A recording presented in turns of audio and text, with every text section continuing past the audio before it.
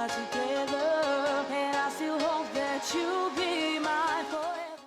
I wouldn't have blamed it. Let's hop onto the rift here for game number 2.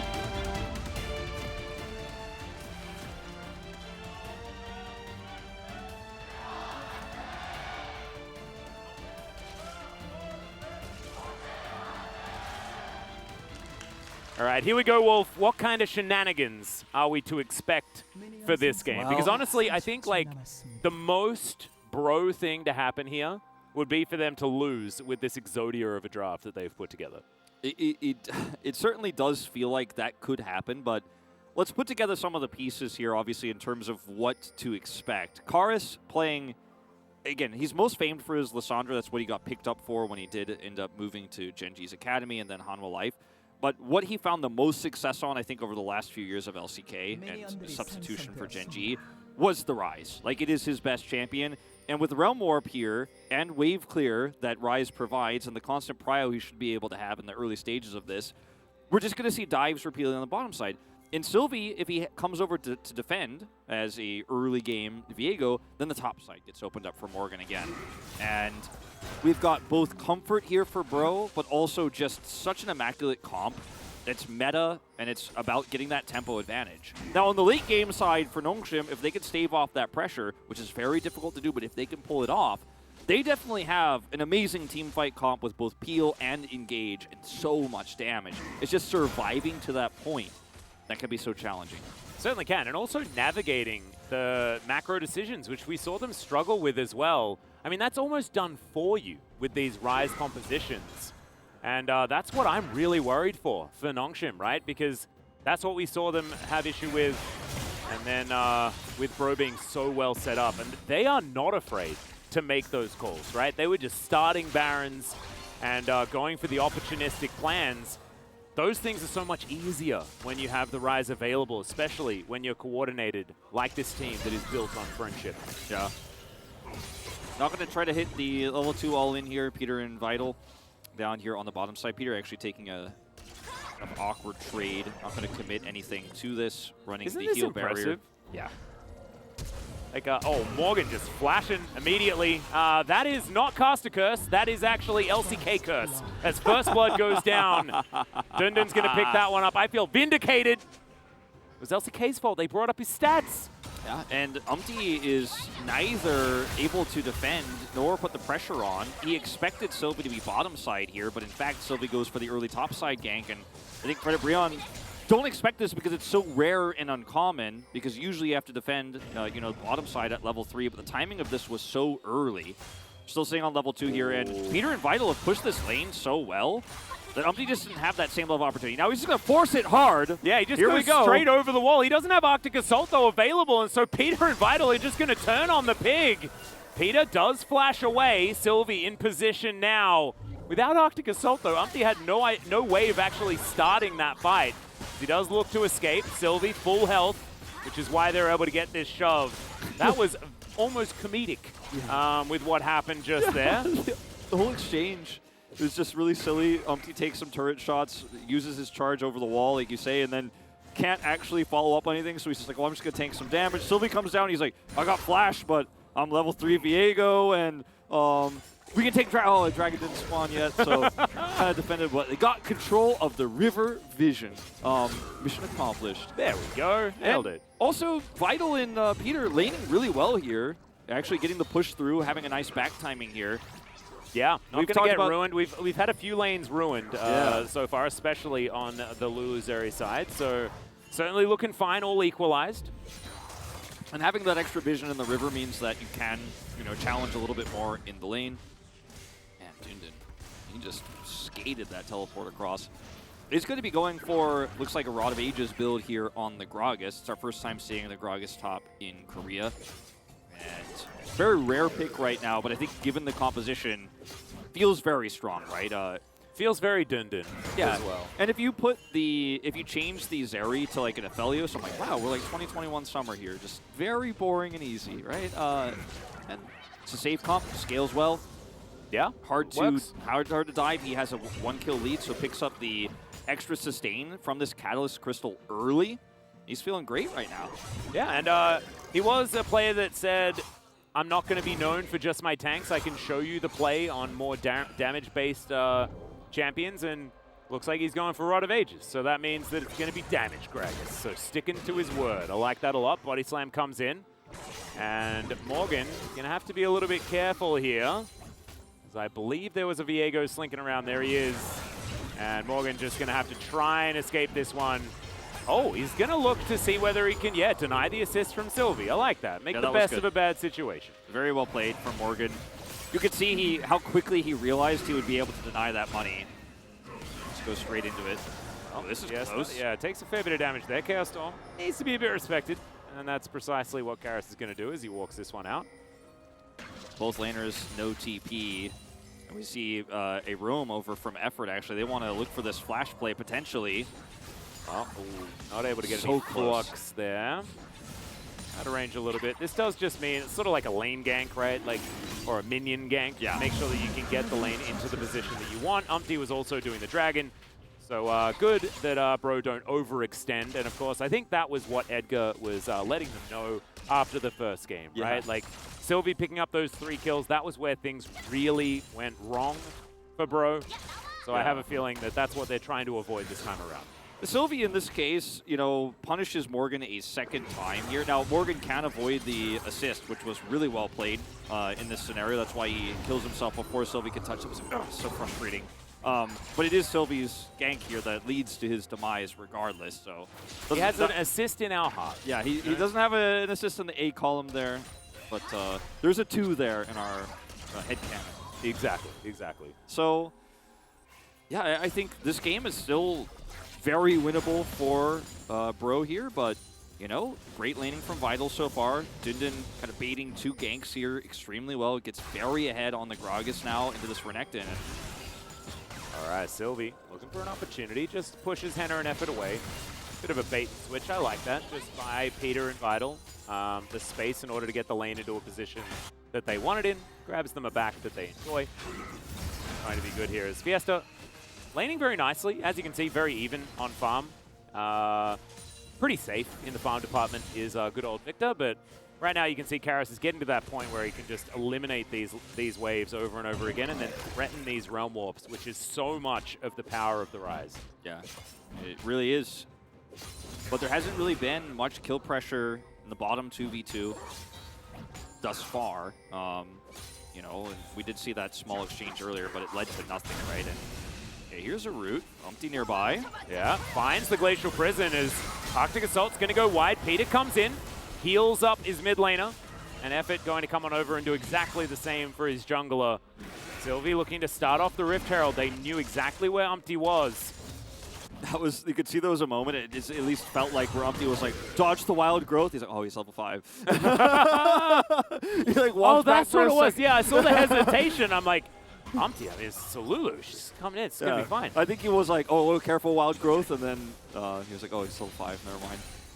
But I don't think it would have been a kill either way. Perhaps a permafrost, but...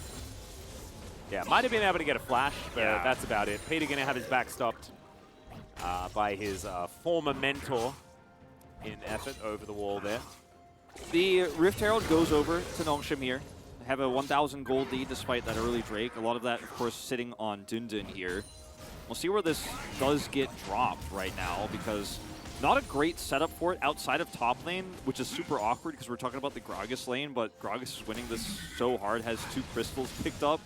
Starting to get a little bit tanky, pick up some extra money, and you're on your way, Yeah. He's getting that work done, taking those drinks where he needs to. Because mid and bot is pretty optimistic. Now, if they can set up a gank here bottom side, could be great, but you don't know where UmTi is at the moment. There's Ryze Realm Warp available, so very difficult right now for Sylvie to make a smart choice with this Herald. Could just wait for Drake and try to use it for extra tempo instead. Might actually be the best play. Still a minute 40 to go on that. Yeah, well, there's the Rune Prison. Oh, if that Q had landed, that may have just been a dead FIESTA. Not going to be the case, though, as Winter's Wrath not going to be found there by UmTi either, but Sylvie going to lose his control ward and possibly his blue buff as well. Yeah, Sylvie's just surfing bottom side here, knowing that UmTi is probably looking for a dive right here. And, he doesn't have a lot of agency except defensively. Vital, yeah, fighting against Hena here. We do have The W activated from Effort. Sorry, the E. Tidecaller's Blessing. Was a very scary moment there for just a second. Vital doesn't use his summoners though. UmTi nearby with ultimate and flash. A lot of respect needs to be shown. Yeah. Ooh, Sylvie actually looked like he was wanting to find a position to put down the Rift Herald. UmTi just telling him no over and over again. Sylvie does make it out, but loses half of his health bar. DnDn just took a very aggressive trade, or rather Morgan looked for an aggressive trade here topside, but DnDn is just not having any of it. He's got his Catalyst, he has 3 biscuits and a Doran's Ring. It's like, yeah, keep trying. Yep. This Renekton's just kind of running into a brick wall right now. Although, doesn't seem to matter too much. Plate goes down there towards that bottom side as Morgan, he gets Conqueror, but he's not conquering this guy. As Sylvie finds the stun onto Karis, but he's immediately going to get punished. The Wild Growth comes through it just in the nick of time. And bro, they can make it out, but that was almost a kill on their side. Not quite. This is a fine line there walking topside. Yeah, Karis walking on in here as well as the Rift Herald going to get a charge, give a plate over to FIESTA. So much of this exchange that happened mid is Nongshim trying to force their way into grabbing second Drake here, not allowing Nongshim to have that 2 Drake lead. And Nongshim tying this Drake up 1-to-1 means they can avoid one more team fight basically before Soul. So that way they have more time to get the scaling aspects of their comp online. So in its isolation, 1 Hextech Drake, 1 Elemental, not the worst, or not the best or worst to lose gain, but just having a 1-to-1 Drake scenario and preventing that Soul point for 5 more minutes, buying those extra 5 minutes of time is massive. No back for you. Oh, DnDn taking control. That is how you know that you own the lane. And you can just throw a barrel in because you expect that he's probably there. Love it. Nice work there for DnDn. Got his Barmies set up now. Yeah, looks like the Catalyst, by the way, just for sustain here for Yeah, Catalyst DnDn. was just one of those really great items back in the day. Seems to still be the case here for DnDn. Yeah. That you just buy, and it works really well. He's got 3 items like that, right? It's like Bombies is good for this, you know, Bramble's good for this, and the Catalyst is good for this. All 3 items that don't necessarily have to be fully built to get a lot of value with the extra gold that he has with these 2 kills. It feels like tempo item choice. Yeah. You know? He's like, I just won't lose. I will not lose this lane. Doesn't matter. I have the extra money, and you can't beat me now. Yeah, I won't works. win either, but I won't lose. And you can build them into stuff that is actually going to help you pretty well as the game goes on. Of course, Hena and Morgan are going to be largely what he's going to be soaking in the later stages of the game. And so, you know, things like a Thornmail certainly going to work out well for him. See how it goes anyway. Is DnDn still taking a little bit of damage here from Morgan, who doesn't seem too worried about the situation. Looks like he's going for a slightly different build to what DnDn put together last time around. Less aggressive. No Prowler's Claw to be seen just yet. Fairly early, you know, well-timed Rod here for Karis, and it's going to be nice for him. Speaking of Karis. Yeah, we always cut away from Morgan as stuff's about to happen, but Karis may just be dead here. He has to flash, and there's the ult from Sylvie. Breaks his heart, and that is 3-0 in favor of Nongshim. And I feel like every time we're trying to say, oh, so one player is in a good spot, something bad happens to them too. We've been cursing a lot today. Yeah, there's a lot of curses all over the place, man. No one can stop. Nongshim with a 3rd kill here. Ooh, UmTi. Can he actually find him here? Vital knew what was happening here. Could always just skate himself out of the way and does so quite nice. Everybody's favorite ability. Yep. On an 80 carry. Well, that 3rd kill here, that goes over to Nongshim. Going to be set up by FIESTA. Sylvie comes over here, has his ult, speeds up. Oh, the last second of the gravity crazy. field. He just barely dies to that. Otherwise, probably safe here. Yeah, I mean, if he had a flash to the gravity field, then he would have survived. He just was greedy for it. Yeah, wanted to wait, save that flash, then uses it anyways, tragically. Well, DnDn throws out the party cask, misses those barrels. Morgan stands still and basks in what DnDn just did and continues to lane. Very strange scenario here. Slicing, dicing, body slamming. They're in their own little world. Yeah, Morgan still has ult here, so DnDn, while body slamming a little bit here, does have to be respectful. Yeah. It's just, I don't know. Morgan has like one hand off his keyboard, was adjusting his mask there for a moment while standing in the middle of the lane. You know that thing that you get when you're a kid, that little like doll that stands up, and if you push it, it like stands back up again no matter what? Yeah. Like Morgan is the one pushing that doll, and DnDn is the doll. Like it won't fall over, it just keeps standing back up. Morgan's like had enough. Yeah, Morgan doesn't quite understand how it works yet, so he doesn't, you know, like a cat would do it. He like keeps pushing it, and he's like, wait, what? And pushes it again, like, wait, what? Morgan's like, I only know crushing lane. I am the Renekton. I am the Lord. Like, what is this guy doing? As Vital's going to get culled. Oh, a lot of damage there from Hena, but not going to quite be able to find the rest of the damage. There gets the barrier out from Vital there. FIESTA is just handling this Ryze super well on the Viktor so far. Picked up 2 plates earlier, as you know, these do fall down. We take a look at that, but just dealing with them in a side lane too very well. And has a lot of pressure on. Bit of extra money picked up here on the side of Bro as well, as they were able to take that first turret, which is why, even though it was 2 plates, sorry, hang on, they weren't able to pick up a turret. That was weird. Why was it so much extra gold? Maybe the number was a little bit wrong. Yeah, it could be wrong. wrong. Right back underneath the turret. 2 turret shots taken here by Morgan. Not going to take the last one, though, as the Dominus trying to be used, but I think DnDn, he may have just done it. Meek does come through. Do we have the Fury available? Nope. DnDn's going to take him down. A solo kill for the Gragas. This time when the doll stood back up, it hit Morgan a little bit hard and he fell down. Oh, and he tried to body slam under turret, still gets the kill. Oh, no. Glacial Prison going to come through here as Peter flashes, keeps himself alive with the wild growth. And Bro just can't get a kill this game. No, they're just so close, but yet so far. Peter flashes and wild growth, so still pretty successful here on the side of Bro. Don't have to expend any of their critical summoners for this one, but Peter survives, and Nongshim do have fast track on this Drake. Peter just instantly backs and is rushing as fast as Lulu's legs will take her back to this objective. It'll be Nongshim taking the second Drake of the game, a Drake advantage now for the scaling comp. Well, Sylvie puts down a control ward. Let's see what... Oh, he just steals it! Oh, that was really cute. Look at UmTi, a little bit of a fist bump there as well. He's feeling himself. They're unable to get some kills. However, they can get the smites on the Drakes. Some extra tenacity. Not exactly going to be super valuable. I guess if you get caught in a gravity field or Sylvie comes and stuns you or something like that, you're going to be feeling a little bit better about it. Can't kill the champions, but certainly kill the objectives. Precisely. 2 Sometimes Drakes, that's what you need. Yeah. How did they win, Wolf? How did they win?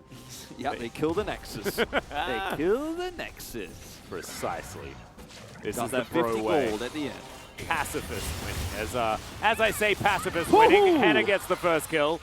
What is it with the... Oh, man. Cursing in the opposite direction. He knows Peter doesn't have flash, and when he realizes he's got the cull angle, he's like, I will just Gale Force for this. Yeah. Got no flash. I don't have to flash forward or anything like that. Lucian's got 2 dashes. He's going to use them. And that should be mid-turret going down here for Fred and BRION. Lots of objectives going in their favor. Their first kill of the game. Yeah. And now Shirley going to be able to aid them in taking down this outer turret. So I said first turret blood by mistake earlier on because we had a heck of a lot of plate gold that really didn't make sense for 2 plates.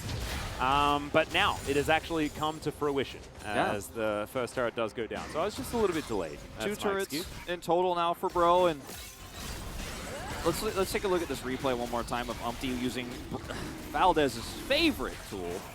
Look at this. Mid-air. What's up? You can't see me. I'm so far away. I'm a flying Sejuani. Yeah. Peter, no flash. Bye-bye. And I'm going to pick up the money here. And it's still winnable here for Bro. Absolutely. I mean, it's a small gold lead they have. Renekton is 0-3, but could still be a formidable side laner. Could do a lot in terms of team fights if he can get on top of Vital. Didn't go for the Prowling Claw this time around. Prowler's Claw, rather. So isn't going to easily be able to lock Vital down. But, I mean, there's a way for Bro to do this. And also, like, Morgan's going to be the team fighting one, right? As Flash comes forward from DnDn, finds himself a cask, but I don't think it worked out the way that he envisioned in his brain prior to that fight going off. UmTi, let's see whether this one works out. Oh, the culling was beautifully done from Hena. Gets a double tap onto DnDn, but he's capable of soaking about a bajillion damage before going down. No one is going to die just yet. Now, all the weapons in this game are just made of rubber. Yeah, I know. We're having a Super Soaker fight or something like that. Laser tag. Yeah. DnDn's like, oh, I guess I'll lie down on the ground for 4 seconds. Ha ha ha. Just watch. DnDn's engage was almost so awesome, but that it just didn't work out the way you wanted to either. And he used his flash, and Hena goes in there, doesn't actually grab the kill he's looking for either. I feel like I'm in a fun house right now. Like, yeah. Nobody can really get hurt. I mean, when do they put away the wooden swords and get the real ones out, you know? Anyway, Sylvie is just tidying up vision here. No Baron's going to be attempted just yet, as we're only 45 seconds after the spawn. The item of choice here for Fiesta, which we didn't have for a long time, we did decide to go for Ludens, is going for Void Staff second here, which is really important given that Morgan actually built into MR, as he's very nervous about the amount of damage that Fiesta could do to him in the front line. Yeah, you sort of have to as well when you've got kind of double AP. I guess DnDn not necessarily AP, as he is going full tank in the end. I told a lie at the beginning of the game, seeing that catalyst. Well, I like, thought, you know, I'm like, well, I'm open to anything. Rodamage is really good, I guess. Yeah, he just late. Seems like the wrong idea for Rodamage. And that Sunfire is not a mythic anymore, so yeah, he's mythicless, but it's okay. 3 kills, he is not going to lose, okay? Yeah, exactly. You push that doll down, he's going to pop right back up. He solo killed Morgan, man, and he's 3-0-0.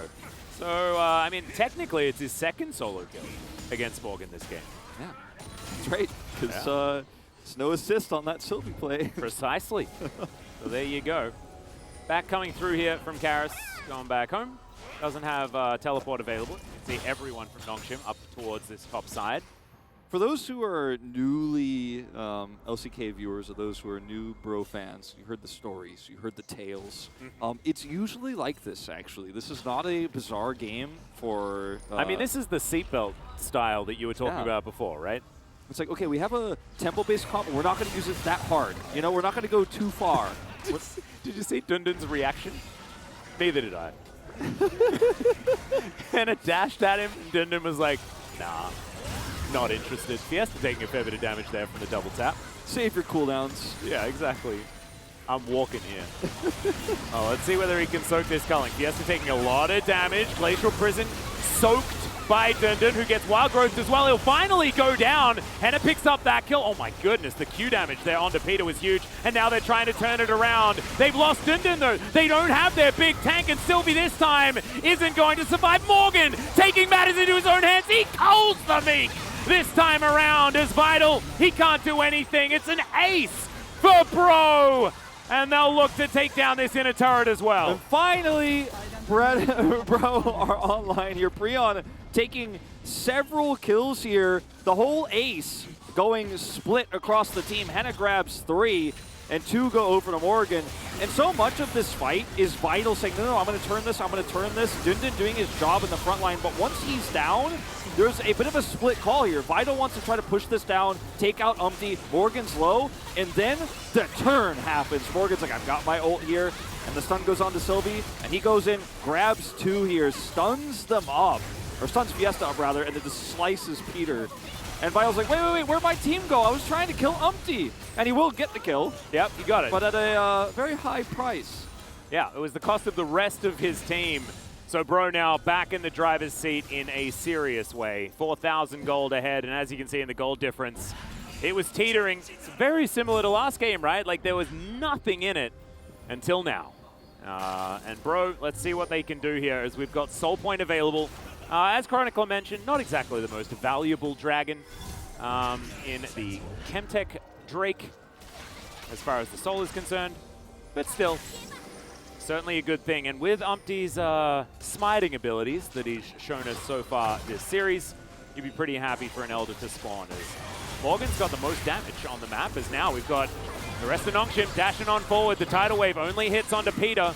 Does a fair bit of work there, but he is safely in range. More of a defensive tidal wave there, you could say. It's crazy that Morgan's actually out DPSing Hena here with how many attempts Hena has had at getting these picks. He did end up, of course, grabbing 3 kills total, but he's been really trying to get many of them. Has gotten a lot of summoners, but it's just the Renekton hitting a Gragas in the lane that starts to really stack up here. It's more of a statement of how much not damage has happened elsewhere. Yes. But hey, I mean, Bro in full control over this game right now, pushing 2 lanes here, going to finally grab that top side turret. And some CS being denied mid here. Nongshim not really answering the mid push, nor are they able to stop top here, just completely zoned away. DnDn at least is going to try to get some bounty gold down here bottom side with this big push, and I think he'll be successful. So I guess you can call this a cross map. Just headbutting that turret. Keep zooming in, Kisan. I like it. If he doesn't get the kills, we don't call it a cross map. Come on, no. come on. Oh no, come on, keep going. DnDn doesn't care about turrets. I forgot. There we go. Manages to get that bounty gold. That's what we're talking about. And Sylvie, I believe, just secured. Oh no, he didn't. Never mind. That was UmTi. At least I think it was UmTi. The rest of... Hang on, who got it? Oh, Hena managed to get it somehow. With his smite, I guess. Sylvie gets the bad news that, in fact, his red buff was taken by Hena. Was it? Yeah, I mean, Hena was the one with the red buff. I don't think Sylvie had one. And I think that was what our observers were also really confused about, is gets the thumbs up auto over the wall like it. That was really bizarre. Bro can't actually take the Baron right now because the rest of Nongshim is grouped up. DnDn forced that turret down bottom side, picked up some of that bounty gold, and did have TP. So it was a pretty risky call to make for Bro, despite some of the vision control they had behind Baron. I think a lot of other teams like T1 would have tried to pull that one off and go for a big Realm Warp play or try to flank, you know, with the Renekton, but Bro just playing it safe, you know, calm, slow and steady wins the race. Seatbelts on, Wolf. Seatbelts are on. Okay, wearing a helmet. We got the like sparring gloves on. Nobody's gonna get hurt. Yeah, I was gonna say we got ankle guards on. We got our elbow pads. We are definitely not gonna hurt ourselves when we're roller skating this afternoon. Yeah. Didn't take the plastic off the TV, you know? Oh, no! I can't handle it when people just don't do that. Hey. Oh, PTSD. All right. 4,000 gold to lead for Bro. It's really not that large. However, bounties are still in place here for Nongshim. Possibility to get a bit of that gold back. As we saw already, DnDn has partaken in some of that. Hena is, you know, on 3.5 items here. And Vital needs to be really careful about his positioning here with no flash for the next few moments, because all it takes is one bubble, one tidal wave, one UmTi ult. UmTi was just like, I'm threatening. I have my ultimate, but I'm not going to throw it at you. They were like trying to force a flash Vital doesn't have is almost what that looked like. But he skates away. If he gets caught by any of that CC, he's dead. And that's Chemtech Soul. Yep. It may still be, with all the control they have over the map. Fiesta's stuck under turret. These top laners fighting is actually just the most fun thing about this game for me, because they just, neither of them do any damage. Yeah, the wet noodles are real. Yeah, seriously. And it's been not a wet noodle meta. No. Just this game. They just brought it out. Of course, Morgan and DnDn, the 2 players that would definitely do that. DnDn is like the Korean that he uses for his name, as he's kind of shortened it to DnDn, is actually just the word for sturdy and like unbreakable. So very fitting in this case that he just will not be shattered, he will not be broken. Nope. The epitome of sturdiness. Well, Karis, he's splitting on the top side of the map. Bit of a 1-3-1, you could say, as Hena is just culling Nongshim. DnDn seems to not be bothered by it, or notice Hena's in just any way. occasionally going to ult people. Okay. Angle here, good for the Renekton flank. Aqua Prism was cute as there's the flash out from Hena. Thought that he could pick up FIESTA there as the tidal wave is very late. A little bit uncoordinated there on the Bro side. UmTi thinking about trying to find an angle. Still has that Glacial Prison available as DnDn trying to get out. UmTi finally throws that ult as Morgan dives on forward, but he's polymorphed immediately. So much damage does come through. However, then nothing happens in the end. An ult has been used here by Vital. Vital's on full health. Bro are just trying to time it out, I guess, as now Morgan's been caught on the backside of the fight. The Heartbreaker comes through just to close the distance, but it doesn't quite work, as now the Realm Warp to try and defend Sylvie is caught with his pants down, and now DnDn as well is collapsed on by Bro. A teleport to try and stop this as UmTi's found it one more time, and you may not think that it's the peak way of playing League of Legends. However, look at how Bro do it. It's gorgeous, and it's a quadra kill to finish it off for Karis in that mid lane. Another ace for Bro, and they'll walk it down the bottom lane. You know that quote, like, you may not like it, but this is peak League of Legends. You may like it, but also, this is peak Fred BRION. and I say Fred BRION because they were like this last year especially. It really feels like nothing's changed, does it? It really doesn't feel like anything has changed. And this game was, as Valdez said about the last game, a game of who makes the least mistakes. And Nongshim, they overextended, they chased down that Krog, and they were punished, and that's just it. 30-minute game, the end, 2-0. Yeah, clean win for Bro this time. As let's take a look at some of the damage here in this game, because Morgan was the top of the chart for a long time. Hena does eventually eclipse him. Yeah, and largely it was just Morgan and DnDn hitting each other. Yeah, and not a whole lot else happened outside of that. It was a really fun game, though. And I don't know, I just can't leave a BRION series without a smile on my face, regardless of the result. I don't know what it is, Wolf. You really just can't. And Chronicles Challenger boys, you know, the champions came up here. They do get